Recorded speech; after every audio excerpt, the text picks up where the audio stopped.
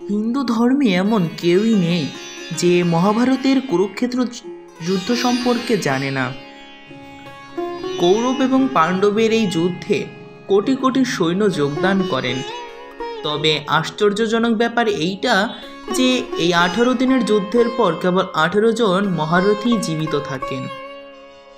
তবে এর চেয়েও অবাক করা ব্যাপার হলো, যখন এই যুদ্ধের কোনো রেশমাত্র হস্তিনাপুরে ছিল না, তখন থেকেই এই যুদ্ধে কার জয়লাভ হবে সেই সম্পর্কে এই 6 জন মহামানব অবগত ছিলেন।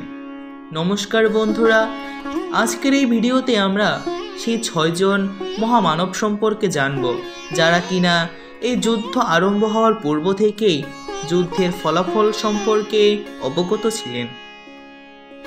সবার প্রথমেই আসে ভগবান শ্রীকৃষ্ণের কথা। ভগবান শ্রীকৃষ্ণ স্বয়ং ভগবান বিষ্ণুরই এক পূর্ণ অবতার, তাই তিনি তো এই যুদ্ধ সম্পর্কে জানবেনই। নাম্বার 2 রয়েছে পিতামহ ভীষ্ম। পিতামহ ভীষ্ম দিব্যচক্ষুর অধিকারী ছিলেন, তাই তিনি এই যুদ্ধ সম্পর্কে অনেক আগে থেকেই জানতেন।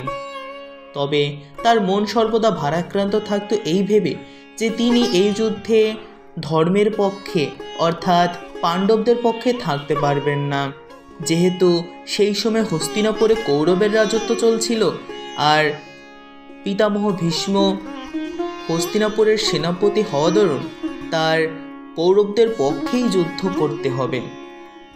নাম্বার 3 রয়েছে ঋষি ব্যাসদেব।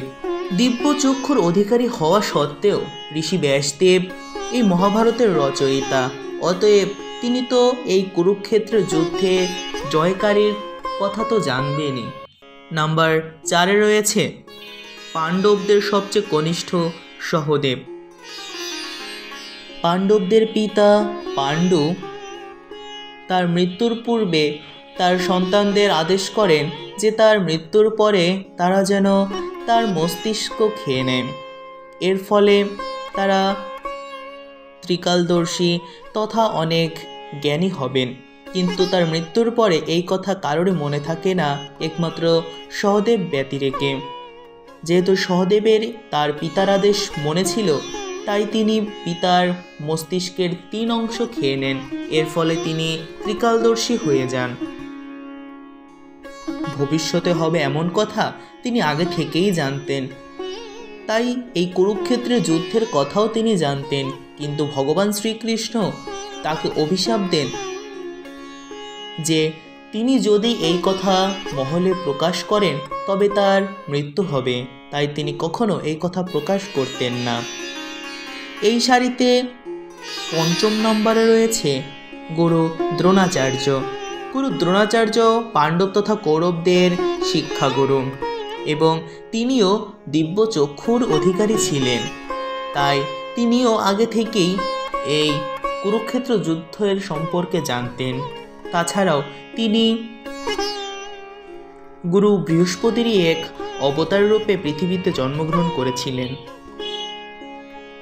সবশেষে নাম্বার 6 রয়েছে কৃপাচার্য। গুরু দ্রোণাচার্যের পূর্বে বাল্যকালে পাণ্ডব এবং কৌরবদের গুরু কৃপাচার্যই ছিলেন, যে কিনা তাদের কিছু অস্ত্রবিদ্যা শিখিয়েছিলেন। এবং কৃপাচার্য দিব্যচক্ষুরই অধিকারী ছিলেন, তাই তিনিও এই যুদ্ধের ফলাফল সম্পর্কে অনেক আগে থেকেই জানতেন। তো বন্ধুরা, এই 6 জনই যারা কিনা এই যুদ্ধের অনেক বছর আগে থেকেই জানতেন যে এই যুদ্ধ হবে এবং এই যুদ্ধে কারা জয়লাভ করবেন।